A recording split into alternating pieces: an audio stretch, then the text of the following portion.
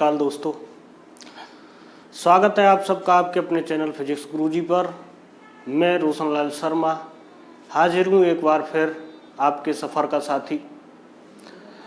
हम लोग यहाँ पर अपना सफ़र शुरू कर चुके हैं यूपी पॉलीटेक्निक फिजिक्स के सिलेबस के रूप में, और उसी सफ़र पर अब हम आगे बढ़ते हुए अगली नई यूनिट स्टार्ट करने जा रहे हैं। आज के वीडियो में हमारी जो अगली नई यूनिट है वो यूनिट है करंट इलेक्ट्रिसिटी। हमने पहली यूनिट जो पढ़ी थी उसमें पढ़ी थी इलेक्ट्रोस्टैटिक्स। इलेक्ट्रोस्टैटिक्स में हमने चार्ज एट रेस्ट पढ़ा था। अब भाई चार्ज एट रेस्ट पढ़ लिया तो चार्ज इन मोशन पढ़ना भी बनता है, नहीं तो चार्ज बुरा मान जाएगा, बोले रेस्ट में तो मुझे पढ़ लिया आप लोगों ने और जब मैं मोशन कर रहा हूँ तो दूर हो गए। नहीं दूर हुए, तो उसके मोशन के भी फिनोमेना हम देखते हैं क्या होते हैं इस यूनिट में। बहुत ही मज़ेदार यूनिट है, यकीन मानिए बहुत मज़ा आएगा इस यूनिट में। आप लोगों को बहुत अच्छी अच्छी टर्म आप लोग पढ़ेंगे जो आप डेली लाइफ में देखते हो, उन सब के बारे में जानेंगे आज। तो बहुत ही ज़्यादा इंटरेस्टिंग चैप्टर हमारा अब शुरू होने जा रहा है और नाम है चैप्टर का करंट इलेक्ट्रिसिटी। तो हम शुरू करते हैं अपनी unit number 4। This is unit number 4। इस सिलेबस के हिसाब से भी यूनिट 4 है और हमारा जो वीडियो चल रहा है यूट्यूब पे उसके हिसाब से भी यूनिट 4 बनती है। यहाँ पर हमने यूट्यूब पर अपनी चैनल पर 3 यूनिट अब तक खत्म कर चुके हैं, तो हम 4थी यूनिट आज शुरू कर रहे हैं, इलेक्ट्रिक करंट।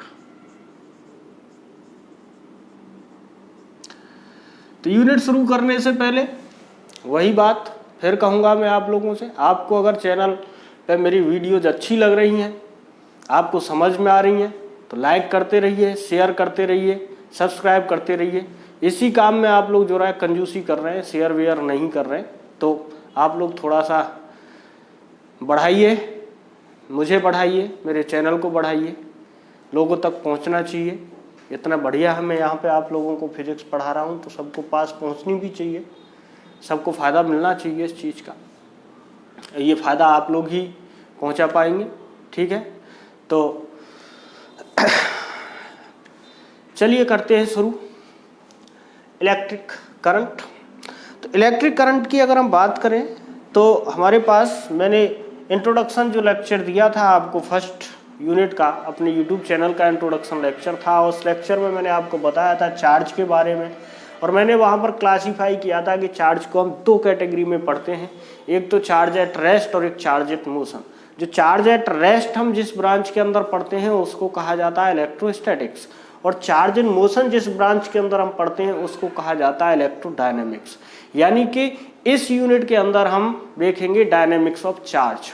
तो चार्ज की डायनेमिक्स क्या है, चार्ज की स्टैटिक्स क्या थी, वो हमने पढ़ा था यूनिट अपना जो हमने फर्स्ट यूनिट पढ़ी थी, ठीक है। तो चलिए अब शुरू करते हैं अपना पहला टॉपिक, इलेक्ट्रिक करंट।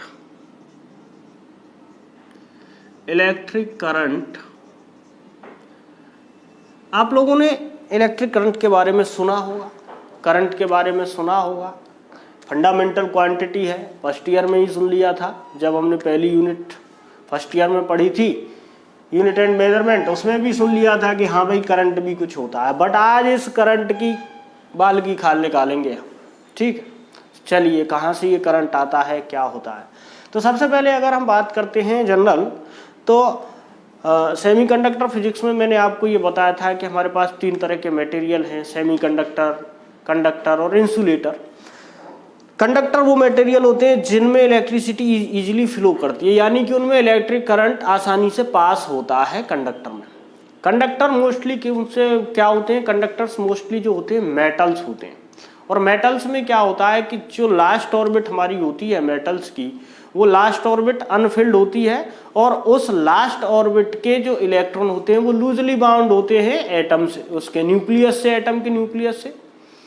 दूसरी बात ये है कि जब मेटल बनता है तो बहुत सारे एटमों से मिलके बनता है, तो जो लास्ट ऑर्बिट के जो लूजली बाउंड इलेक्ट्रॉन्स हैं वो इलेक्ट्रॉन क्या करते हैं, उन एटम्स के बीच में आपस में जो फोर्स लगती है तो उस फोर्स का सबसे ज़्यादा इन्फ्लुएंस लास्ट ऑर्बिट के इलेक्ट्रॉन्स पर होता है।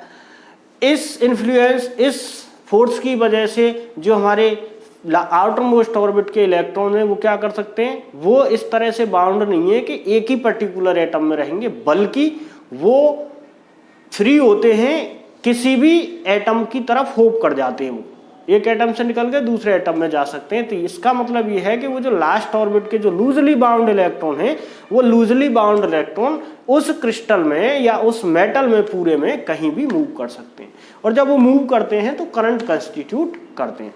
तो बेसिकली इलेक्ट्रिक करंट है क्या? Electric current is the rate of flow of charge. कोई मेटल है, कोई कंडक्टर है, उस कंडक्टर के एक सर्टेन एरिया से, एक सर्टेन क्रॉस सेक्शन से पर यूनिट टाइम कितना चार्ज फ्लो कर रहा है, दैट इज कॉल्ड करंट। तो अगर हम डेफिनेशन इसकी लिखें तो डेफिनेशन क्या कहलाती है? डेफिनेशन है the rate of flow of charge through any cross section of a conductor is called electric current। ये इलेक्ट्रिक करंट हम जो डिनोट करते हैं, it is noted bye I, small I या कैपिटल आई। चलिए हम यहाँ पर कैपिटल आई से इसको डिनोट करके चल रहे हैं, ठीक है। कैपिटल आई से हम इसको या स्मॉल आई से भी डिनोट करते हैं। तो इलेक्ट्रिक करंट को डिनोट करते हैं आई से। इलेक्ट्रिक करंट है क्या कि किसी कंडक्टर के किसी परिच्छेद से प्रति इकाई समय आवेश प्रवाह की जो दर है उसको हम विद्युत धारा कहते हैं। हिंदी में इसको विद्युत धारा कहते हैं। चैप्टर का नाम है हमारे का करंट इलेक्ट्रिसिटी या इलेक्ट्रिक करंट। तो विद्युत धारा, डीसी सर्किट, कुछ भी बोल लो इसको, ठीक है। इलेक्ट्रिक करंट समझ में आया। अब इलेक्ट्रिक करंट, इसमें भी दो कंडीशन है। पहली कंडीशन क्या है? पहली कंडीशन की यह है कि इफ चार्ज, या हम कहें flow of charge, if flow of charge is independent of time, independent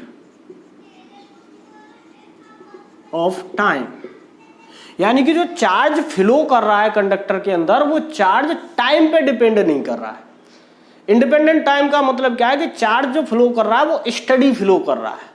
तो ऐसी सिचुएशन में क्या है, इसका मतलब, सिचुएशन का मतलब ये है कि सपोज मेरे पास पहले 1 सेकंड में 2 कूलम चार्ज फ्लो हुआ, अगले 1 सेकंड में भी 2 ही कूलम चार्ज फ्लो हुआ, यानी कि 2 सेकंड में कितना, 4 कूलम फ्लो हुआ। अगले 1 सेकंड की बात करूं तो 2 कूलम और फ्लो हुआ, तो पूरे 3 सेकंड में कितना फ्लो हो गया, 6 सेकंड। यानी कि हर पर्टिकुलर टाइम इंटरवल में जो चार्ज फ्लो कर रहा है वो वैल्यू सेम है। तो चार्ज की value in a certain interval of time is same, then we can say that the charge का जो फ्लो है वो टाइम पे डिपेंड नहीं कर रहा है, वो इंडिपेंडेंट ऑफ टाइम है। और इस सिचुएशन में जो फ्लो ऑफ चार्ज है हमारा वो कैसा है, स्टडी। तो हमारे पास जो करंट बनता है क्या बनेगा, वी गेट स्टडी करंट। इस सिचुएशन में जो करंट होगा हमारे पास, कैसा करंट होगा, स्टडी करंट, स्थिर धारा, ठीक है। स्टडी करंट में क्या होगा कि अगर मान लिया टी टाइम में, टी इंटरवल में क्यू चार्ज फ्लो किया किसी क्रॉस सेक्शन से, तो हमारे पास जो करंट होगा वो कितना आएगा, वो करंट लिख देंगे हम Q अपॉन टी। ये Q अपॉन टी हम कब लिखेंगे, ये Q अपॉन टी हम तब लिखेंगे जब फ्लो ऑफ चार्ज कैसा होगा, इंडिपेंडेंट टाइम, यानी कि स्टडी फ्लो होगा चार्ज का, तो स्टडी करंट हमें मिलेगा। अगर दूसरी सिचुएशन क्या है, if charge is varying with time, charge is varying with time.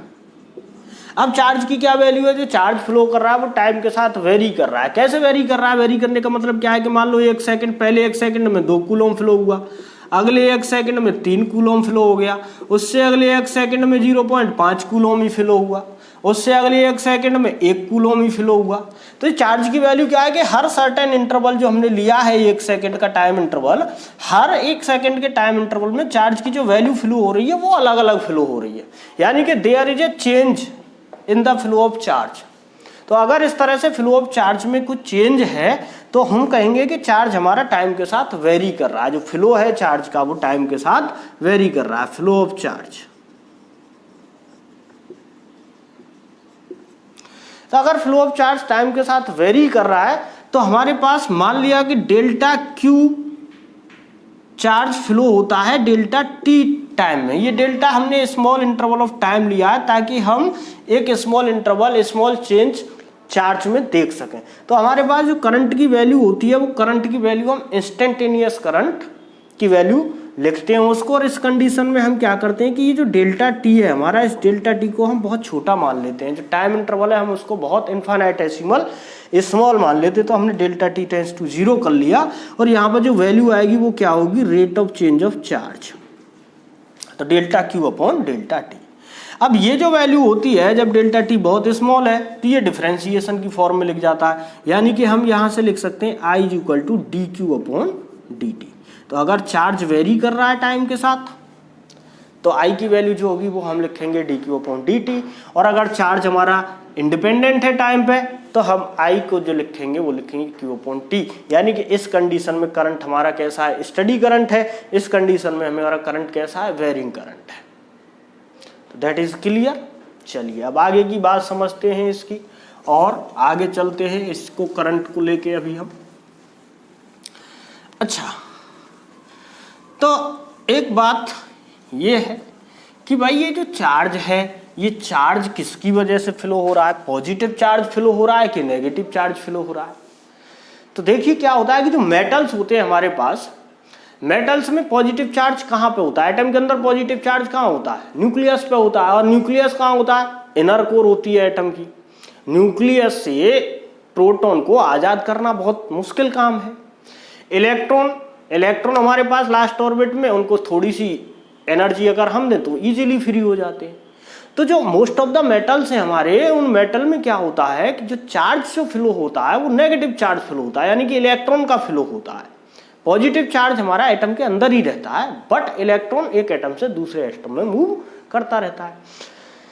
तो जो चार्ज कैरियर है वो कौन है, इलेक्ट्रॉन है मेटल के अंदर। बट अब कुछ हमारे पास जैसे कोई साल्ट सॉल्यूशन है या कोई कैटेलिस्ट है हमारे पास, इलेक्ट्रोलाइटिक्स, यानी कि कोई इलेक्ट्रोलाइट है हमारे पास, इलेक्ट्रोलाइट जैसे CuSO4 है या सपोज NaCl है।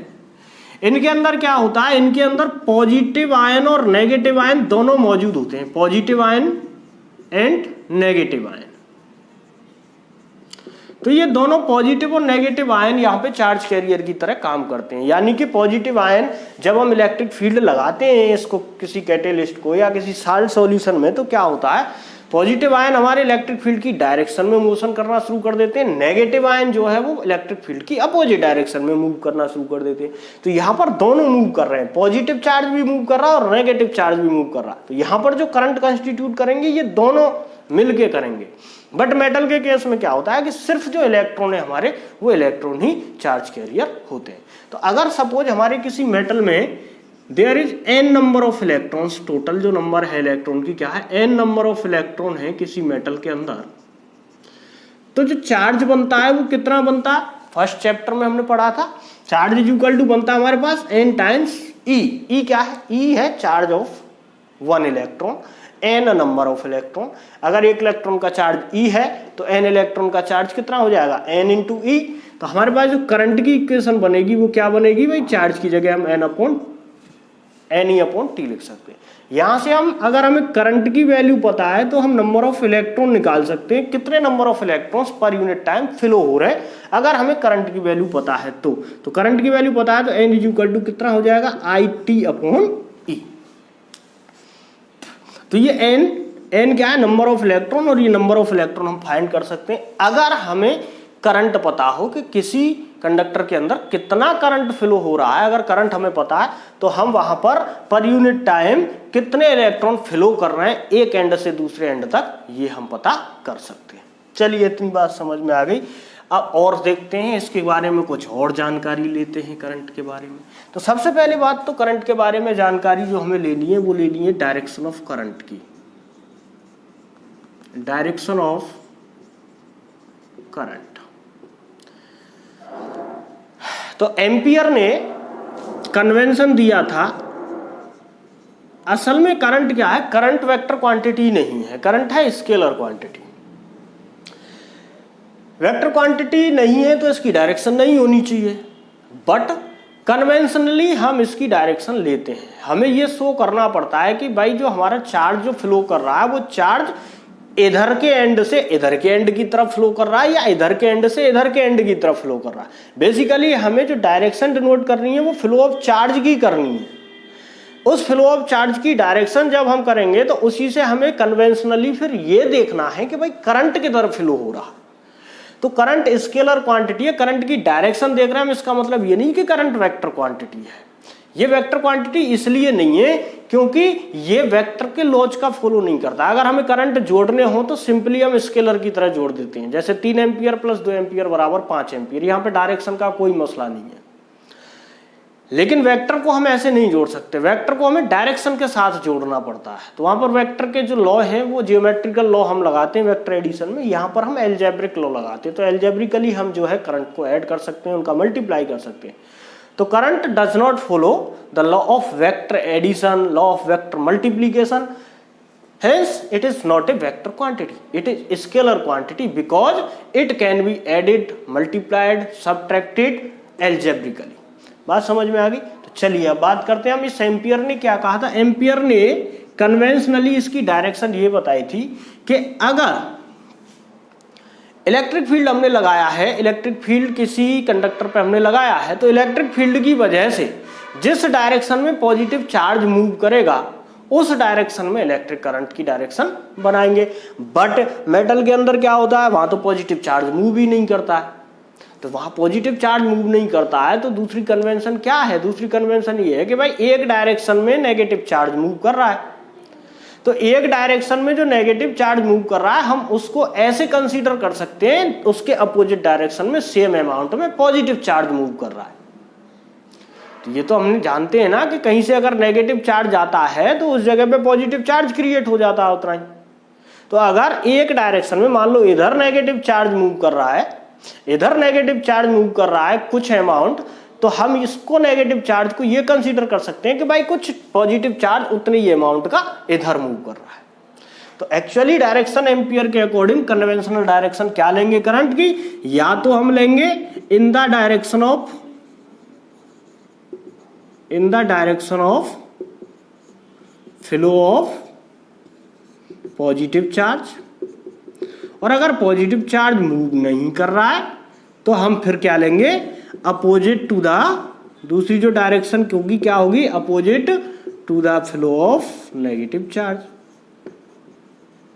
Flow of negative charge. तो ये कन्वेंशन हम लेते हैं। सपोज मेरे पास ये कोई कंडक्टर है और इस कंडक्टर में ये कोई इलेक्ट्रॉन है और ये इलेक्ट्रॉन इस डायरेक्शन में मूव कर रहा है। इलेक्ट्रॉन कैसा है, नेगेटिव चार्ज। तो अगर इलेक्ट्रॉन इस डायरेक्शन में मूव कर रहा है तो करंट की डायरेक्शन ये लेंगे हम, आई की डायरेक्शन। समझ में आ गई बात? तो ये हम कन्वेंशनली डायरेक्शन करंट की यूज करते हैं। अब बात करते हैं हम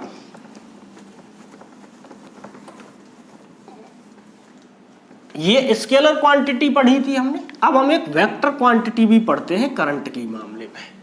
तो वेक्टर क्वांटिटी करंट के मामले में हम एक डिफाइन करते हैं।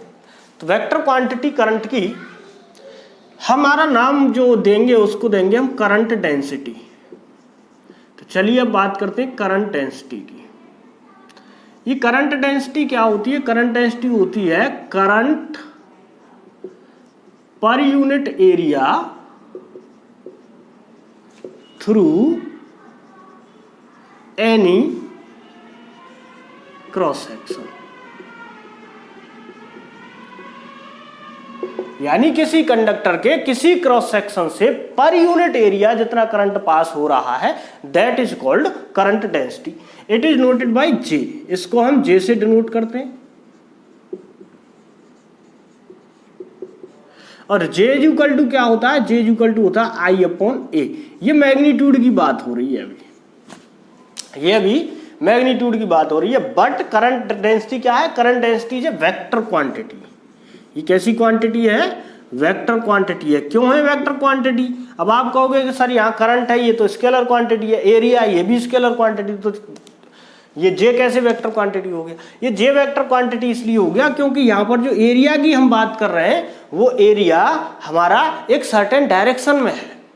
यहाँ पर जो मैंने लिखा है through any cross section perpendicular to the flow of charge, ये जो एरिया हम कंसीडर कर रहे हैं ये perpendicular to the flow of charge हम इसको लेंगे, perpendicular to the flow of charge.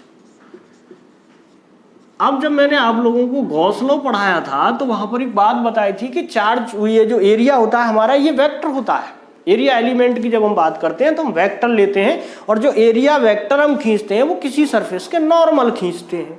तो सपोज अगर मेरे पास ये चार्ज फ्लो कर रहा है इस डायरेक्शन में, ये इस डायरेक्शन में कोई चार्ज डेल्टा क्यू फ्लो कर रहा है डेल्टा टी टाइम में, ठीक है, तो डेल्टा टी टाइम तक ये डेल्टा क्यू चार्ज फ्लो कर रहा है। अगर मैं यहां पर प्लेन ऑफ द बोर्ड में एक एरिया मैंने ये कंसीडर किया suppose perpendicular to the direction of flow of charge, यानी कि चार्ज हमारा ऐसे फ्लो कर रहा है इस डायरेक्शन में, ये चार्ज की डायरेक्शन में फ्लो करने की, और ये मैंने एरिया कंसीडर कर लिया दिस मच एरिया, ये एरिया इस डायरेक्शन के परपेंडिकुलर आ गया।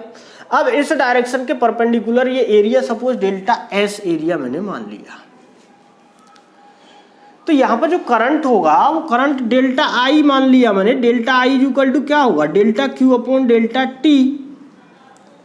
तो अगर मैं इस सरफेस से करंट डेंसिटी की वैल्यू कैलकुलेट करूं, करंट डेंसिटी क्या है, करंट डेंसिटी एक तो पॉइंट का फंक्शन होता है, मान लिया किसी पॉइंट, इस पॉइंट पी पे मुझे करंट डेंसिटी की वैल्यू कैलकुलेट करनी है इस एरिया के अंदर, तो किसी एरिया के अंदर किसी एरिया के सर्टेन पॉइंट पर हम करंट डेंसिटी कैलकुलेट करते हैं। बल्कि करंट कैसे कैलकुलेट करते हैं, करंट तो हम होल ऑफ द कंडक्टर का लेते हैं। चलिए मैं इस बात पे अभी आता हूं, तो पहले इसको समझिए।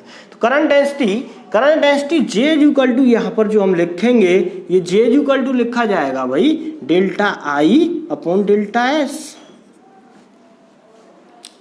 करंट पर यूनिट एरिया इस पॉइंट पी पे। समझ में आ गई बात?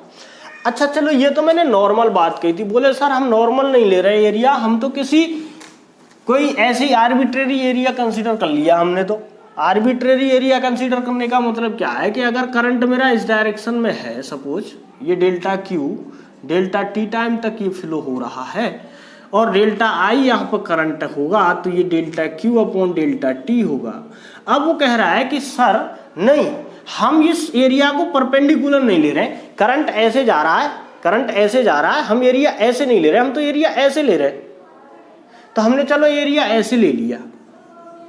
अब हमने ये एरिया जो है वो इस तरह से कंसीडर कर लिया किसी एंगल पे। अब क्या होगा, अब क्या वैल्यू लेंगे भाई हम करंट डेंसिटी की? तो करंट डेंसिटी की वैल्यू क्या लेनी है? करंट डेंसिटी की वैल्यू हम हमेशा जो डिफाइन करेंगे वो होंगे कि चार्ज की फ्लो की डायरेक्शन में एरिया एलिमेंट कितना आ रहा है हमारा, in the direction of charge, in the direction of flow of charge, what is the value of area element, that value of area element will include in this formula. तो अगर यहां पर हम बात करें तो इस सरफेस पे में एक परपेंडिकुलर खींचना है, एरिया वेक्टर खींचना है ना पहले। तो एरिया वेक्टर क्या होता है, सरफेस के नॉर्मल। अगर इसकी बात करूं मैं तो सरफेस के नॉर्मल इस तरह से आएगा एरिया वेक्टर, और अगर इनके बीच में फ्लो ऑफ चार्ज और एरिया वेक्टर के बीच में ये एंगल देखूं तो डेल्टा थीटा बन रहा है, ये थीटा बन रहा है सब। अगर ये एंगल थीटा बन रहा है तो इस एरिया वेक्टर का इधर जो कंपोनेंट होगा वो क्या होगा, डेल्टा एस कॉस थीटा। तो जब इधर ये डेल्टा एस कॉस थीटा होगा तो डेल्टा जे इक्वल टू क्या लिखा जाएगा, डेल्टा जे इक्वल टू लिखा जाएगा डेल्टा आई upon delta S cos theta. अगर यहां से करंट निकालें हम तो करंट की क्या वैल्यू आएगी, डेल्टा आई बराबर delta J delta S cos theta. अच्छा एक बात बताइए कि अगर मेरे पास ये लिखा हो ए बी कॉस थीटा, तो इसको हम ये लिख देते हैं ना ए डॉट बी। अगर ये दोनों वेक्टर क्वांटिटी हैं तो देखिए हमारे पास जे भी वेक्टर क्वांटिटी है, डेल्टा एस भी वेक्टर क्वांटिटी है, और दोनों के साथ में कॉस थीटा आ रहा है, तो हम डेल्टा आई इक्वल टू ये भी लिख सकते हैं, हम डेल्टा आई इक्वल टू लिख सकते हैं J dot delta S. This is the general formula of current in terms of current density. Current density के टर्म में, करंट डेंसिटी को हिंदी में क्या कहते हैं? करंट डेंसिटी को हिंदी में कहते हैं धारा घनत्व। तो धारा घनत्व के टर्म में जो विद्युत धारा है हमारी वो क्या होगी? J डॉट डेल्टा एस, यानी कि करंट डेंसिटी इंटू एरिया का dot product, current density into area vector का डॉट प्रोडक्ट। तो यहां से भी हम ये कंफर्म कर सकते हैं कि करंट स्केलर क्वांटिटी है, क्योंकि we know that when two vectors are multiplied by dot product they will give a scalar quantity. जब दो वेक्टरों का डॉट प्रोडक्ट होता है तो हमें अदिश राशि मिलती है। तो डेल्टा आई यानी कि करंट भी कैसी राशि बनेगा? अदिश राशि बनेगा। क्यों? क्योंकि यहाँ पे डॉट प्रोडक्ट है दो वेक्टरों का। तो उम्मीद है इतनी बात आप लोगों की समझ में आ गई होगी। करंट और करंट डेंसिटी का मसला हल हुआ। अब करंट और करंट डेंसिटी का मसला हल हो गया तो चलिए हम यूनिट की बात कर लेते हैं।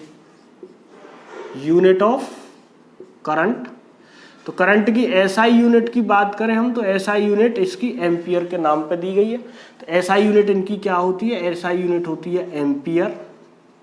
इसको डिनोट करते हैं कैपिटल ए से। और 1 एम्पियर इज इक्वल टू हम लिखे तो 1 कूलम अपॉन 1 सेकेंड इसकी वैल्यू होती है।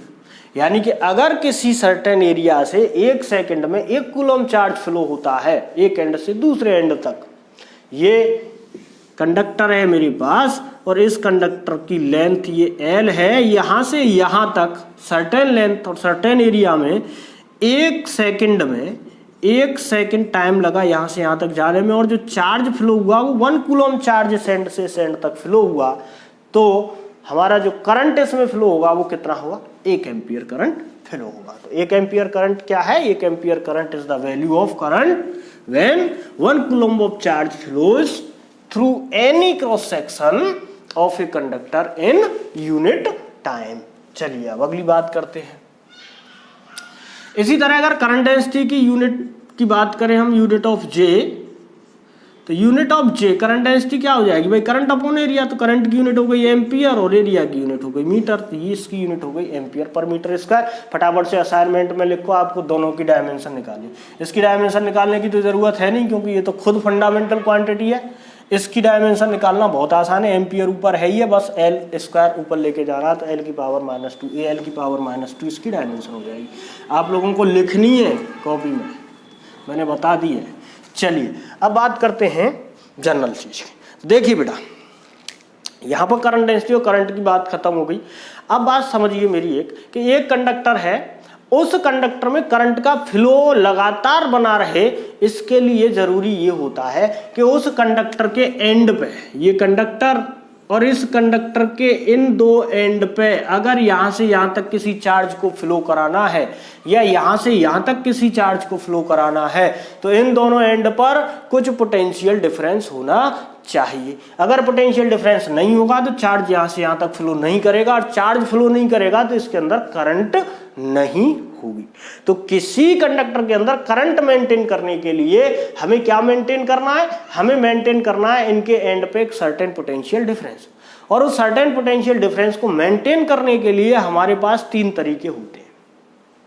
अब वो 3 तरीके क्या होते हैं ये मैं बताऊंगा। पहली बात समझ में आ गई कि इन दोनों के एंड पे करंट अगर फ्लो करानी है किसी कंडक्टर के अंदर, तो कंडक्टर के एंड के अक्रॉस पोटेंशियल डिफरेंस कुछ ना कुछ होना चाहिए, एक सर्टेन पोटेंशियल डिफरेंस। और उस सर्टेन पोटेंशियल डिफरेंस को मेंटेन करने के लिए हम 3 काम क्या कर सकते हैं। पहला काम तो ये कर सकते हैं कि इस कंडक्टर के एंड्स को हम एक बैटरी से जोड़ सकते हैं।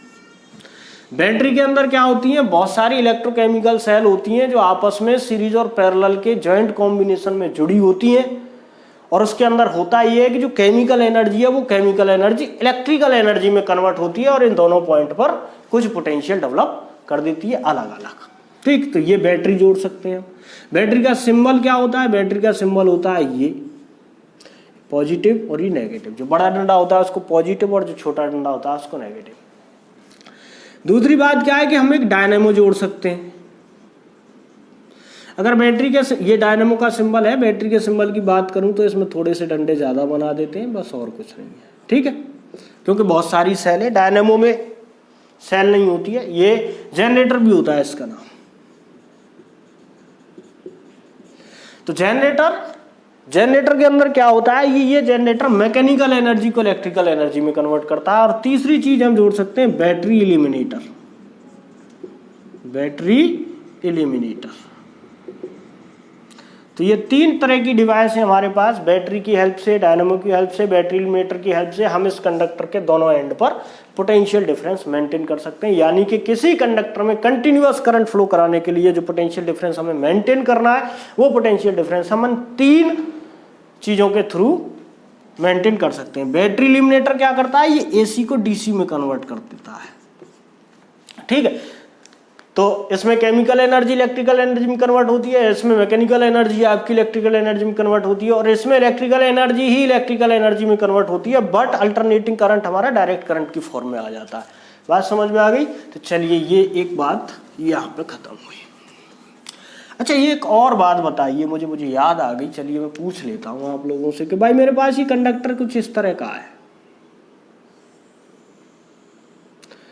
यानी कि इस तरफ जो कंडक्टर है इसका एरिया ऑफ क्रॉस सेक्शन ज्यादा है और यहाँ पर इसका एरिया ऑफ क्रॉस सेक्शन कम है। और अगर मुझे पता करनी है कि भाई इस पॉइंट पे करंट क्या होगा, क्या इस पॉइंट के बराबर होगा, जितना करंट यहाँ है क्या उतना ही करंट यहाँ होगा, बताइए। तो जितना करंट यहाँ उतना ही करंट यहाँ होगा कि नहीं होगा? जरूर होगा, क्योंकि अगर ऐसा नहीं हुआ तो चार्ज का कंजर्वेशन हमारा फेल हो जाएगा। कंजर्वेशन ऑफ चार्ज भी तो होना चाहिए, यानी कि जितना चार्ज यहाँ पे है उतना ही चार्ज यहाँ से फ्लो करना चाहिए उतने ही टाइम में। 1 सेकंड में यहाँ से 2 कूलम चार्ज फ्लो कर रहा है तो 1 सेकंड में यहाँ से भी 2 कूलम चार्ज फ्लो करना चाहिए, नहीं तो चार्ज कंजर्व नहीं रहेगा। और चार्ज को कंजर्व रखने के लिए अगर हमारे पास कंडक्टर अलग अलग क्रॉस सेक्शन का भी है तो उसके हर क्रॉस सेक्शन पर करंट की वैल्यू सेम होगी। लेकिन अगर हम लिक्विड के फ्लो की बात करें तो लिक्विड के केस में ऐसा नहीं होता है। लिक्विड के केस में क्या होता है कि यहां पर प्रोडक्ट, दो चीजों का प्रोडक्ट सेम होता है, एरिया और वेलोसिटी का, ठीक है। तो एरिया और वेलोसिटी का प्रोडक्ट यहां पर सेम होता है ऐसी जगह पे, इक्वेशन ऑफ कंटिन्यूटी इसको बोलते हैं। बट क्या करते हैं हम वहां, अगर हम देखें उसके केस में, तो उसके केस में जो करंट है लिक्विड करंट वो सेम नहीं होगी। समझ में आ रही बात? तो उस केस से ये थोड़ा सा अलग केस है। अब चलिए यहां तक की बातें आपकी समझ में आ गई, करंट की और करंट डेंसिटी की बात आपकी अगर समझ में आ गई है तो अब हम बात करते हैं कुछ ड्रिफ्ट वेलोसिटी के बारे में। Drift velocity and mobility. ये मोबिलिटी, इसको हम म्यू से डिनोट करते हैं। ये मोबिलिटी होती क्या है, हमने अभी बताया था कि जो मेटल है, मेटल के अंदर करंट कंडक्शन किसकी वजह से हो रहा है? मेटल के अंदर करंट कंडक्शन इलेक्ट्रॉन्स की वजह से होता है। इलेक्ट्रॉन मूव कर रहे हैं, तो इलेक्ट्रॉन अगर मूव कर रहे हैं तो किसी पोटेंशियल के प्रभाव से वो मूव करते हैं। ऐसा नहीं है कि अगर वो मूव कर रहे हैं खाली अपने ही मूव कर रहे हैं तो उनमें कोई करंट कंडक्शन नहीं होगा। उसका रीजन है, मैं बताऊंगा अभी जब ड्रिफ्ट वेलोसिटी आपको पढ़ाऊंगा। यहाँ पर सिर्फ मैं एक छोटा सा रिलेशन आपको बता रहा हूँ अभी। तो म्यू और ये ड्रिफ्ट वेलोसिटी, इसको हम वीडी से डिनोट करते हैं। ये क्या होती है, एक पर्टिकुलर डायरेक्शन में इलेक्ट्रिक फील्ड लगाने की वजह से इलेक्ट्रिक फील्ड के अपोजिट डायरेक्शन में इलेक्ट्रॉन मूव करते हैं तो उनकी कुछ वेलोसिटी होती है, सर्टेन वेलोसिटी, एवरेज। उस एवरेज वेलोसिटी को हम ड्रिफ्ट वेलोसिटी कहते हैं। ये ड्रिफ्ट वेलोसिटी, जो मोबिलिटी हमारी होती है, drift velocity per unit electric field होती है। Drift velocity per unit electric field mobility होती है। चलिए ये मोबिलिटी की बात हो गई। तो मोबिलिटी असल में क्या है? मोबिलिटी है चार्ज कैरियर हमारे किस इलेक्ट्रिक फील्ड की वजह से किस वेग से मूव कर रहे हैं कंडक्टर के अंदर, दैट इज मोबिलिटी। अब बात करते हैं हम कि एक साइंटिस्ट थे Tolman, American scientist Tolman and Stuart. ये बात है 1917 की। तो 1917 में, जो मैं बार बार आप लोगों से कह रहा हूं कि मेटल के अंदर जो करंट फ्लो होती है वो इलेक्ट्रॉन करते हैं, इस बात का कंफर्मेशन टोलमैन और स्टुअर्ट ने एक एक्सपेरिमेंट के थ्रू बताया था। इन्होंने क्या बताया था कि जो मेटल के अंदर जो करंट फ्लो हो रही है वो बेसिकली नेगेटिव चार्ज की वजह से फ्लो हो रही है। इस बात का कंफर्मेशन टोलमैन और स्टुअर्ट ने अपने एक्सपेरिमेंट में किया था। तो कुछ एक्सपेरिमेंट की एसेंशियल बातें मैं यहाँ पर आप लोगों को बता देता हूँ। उसकी क्या थी कि मान लो हमारे पास एक सर्कुलर कॉइल है जिसमें कोई करंट I फ्लो कर रहा है और इसकी कॉइल की रेडियस है R। एक सर्कुलर कॉइल है और सपोज इस कॉइल में N क्या है हमारे पास, number of charge carrier per unit length, number of charge carrier per unit length इस पूरी रिंग के अंदर है। ठीक है, अगर इन जो इलेक्ट्रॉन जो चार्ज कैरियर मूव कर रहे हैं उनकी ड्रिफ्ट वेलोसिटी vd है। ड्रिफ्ट वेलोसिटी क्या होगी, किसी भी पॉइंट पर हम निकालेंगे तो एक सर्टेन पर्टिकुलर डायरेक्शन में वो निकल के आएगी जिस डायरेक्शन में चार्ज कैरियर मूव कर रहे होंगे, तो वो ड्रिफ्ट वेलोसिटी v, और हर चार्ज कैरियर का मास कितना है, m है। तो अगर मैं उन चार्ज कैरियर का एंगुलर मोमेंटम कैलकुलेट करूं through an axis passing through about an axis passing through the center of this ring, या center of this loop and perpendicular to the plane of the loop। तो plane of the loop क्या है, ये board इस loop का plane है, इस board के परपेंडिकुलर इसके सेंटर से जाने वाली किसी एक्सिस के अबाउट जो इलेक्ट्रॉन जो चार्ज कैरियर यहाँ पे मूव कर रहे हैं उनका अगर मैं एंगुलर मोमेंटम निकालूं तो angular momentum is equal to होता है m into v into R. m into v into R, v क्या है, vd है। ये एक इलेक्ट्रॉन का है, यहां पर हमारे पास इलेक्ट्रॉन टोटल कितने होंगे, n इंटू आर। तो टोटल इलेक्ट्रॉनों का हम निकालें तो कितना हो जाएगा, टोटल इलेक्ट्रॉन n है, सॉरी टोटल इलेक्ट्रॉन n है। तो n अगर टोटल इलेक्ट्रॉन है तो n is equal to, sorry ये number of charge carrier per unit length नहीं, number of total charge carrier है। ठीक है, तो n is equal to m V D R into N हो जाएगा। ये M V D R into N, ये एंगुलर मोमेंटम हो गया। अब अगर मैं इसको ऐसे लिख लूं m इंटू आर और n इंटू वी डी को एक साथ लिख लूं, एक रिलेशन होता है हमारे पास I is equal to N E V D, current और ड्रिफ्ट वेलोसिटी का ये रिलेशन होता है। यहां से अगर मैं n इंटू वी डी की वैल्यू कैलकुलेट करता हूं तो I इंटू ई आती है। इस वैल्यू को उठा के मैं यहाँ पे लगाऊं तो L इज इक्वल टू जो आता है हमारे पास m इंटू आर और एन वी डी की जगह पे I अपॉन ई, और इस I अपॉन ई को मैं इधर लेके आऊं तो इधर हो जाएगा ये E अपॉन एम, और L को ले जाऊं उधर तो ये बचेगा मेरे पास I into R upon L. इसको कहते हैं हम E बाई एम रेशियो। ये E बाई एम रेशियो की वैल्यू जब इन्होंने कैलकुलेट की थी, I कैलकुलेट, R कैलकुलेट और L को कैलकुलेट करके, तो ये वैल्यू ये कंफर्म करती है कि जो चार्ज फ्लो हो रहा है मेटल के अंदर वो इलेक्ट्रॉन की वजह से हो रहा है। क्यों? क्योंकि बाकी के और experiment E by M ratio जो निकाले थे उन एक्सपेरिमेंट की और इस एक्सपेरिमेंट की वैल्यू जो अप्रोक्सीमेटली सेम आई थी। तो उन्होंने ये कहा था कि भाई ये सब चीज़ें तो सेम कांस्टेंट है, सेम है, तो ये भी क्या होना चाहिए, कांस्टेंट होना चाहिए, क्योंकि वैल्यू सेम आ रही है। और वहाँ पर जो वैल्यू देखी गई थी वो पर्टिकुलर इलेक्ट्रॉन के लिए निकाली गई थी, तो इलेक्ट्रॉन के लिए जो वैल्यू निकल के आई थी वही वैल्यू यहाँ पे भी निकल के आई E बाई एम की। तो इससे ये कन्फर्म हुआ कि जो चार्ज मेटल के अंदर फ्लो कर रहा है वो नेगेटिव चार्ज यानी कि इलेक्ट्रॉन की वजह से फ्लो कर रहा है। तो इस बात को कन्फर्मेशन इस एक्सपेरिमेंट के थ्रू मिला था। चलिए, इस एक्सपेरिमेंट का एसेंशियल आज जो बातें हैं वो आपकी समझ में आ गई होंगी। अब हम आगे बात करते हैं। इसमें एक बात और ये बता दूं मैं आपको कि देखिए, जब इलेक्ट्रॉन मूव करता है किसी कंडक्टर के अंदर तो वो अपने आप मूव नहीं कर सकता। क्यों नहीं कर सकता है? क्योंकि वो इलेक्ट्रॉन जो है बेचारा अट्रैक्शन में होता है। किसके अट्रैक्शन में होता है? पॉजिटिव आयन होते हैं उसके अंदर, पॉजिटिव चार्ज होता है, उसके अट्रैक्शन में होता है एक तो, और दूसरा जो सरफेस है हमारी मेटल की, सरफेस के फोर्सेस कुछ लगते हैं, तो उन सरफेस के फोर्सेस और उस अट्रैक्शन की वजह से इलेक्ट्रॉन मूव नहीं कर पाता। इलेक्ट्रॉन को फ्री करने के लिए हमें उस मेटल को कुछ एनर्जी देनी पड़ती है, उसको मूव कराने के लिए कुछ एक्सटर्नल एनर्जी देनी पड़ती है हमें अपनी तरफ से, और वो इलेक्ट्रिक एनर्जी मैंने अभी 3 डिवाइस बताई थी, उन 3 डिवाइस के थ्रू उसको प्रोवाइड कराते हैं। चलिए, तो डियर स्टूडेंट्स, आज यहीं तक। अगली वीडियो में मिलेंगे अगले टॉपिक के साथ। अगला टॉपिक हमारा होगा drift velocity and electric field के बीच में रिलेशन, ओम्स लॉ, रेजिस्टेंस, इन सब पे बात करेंगे।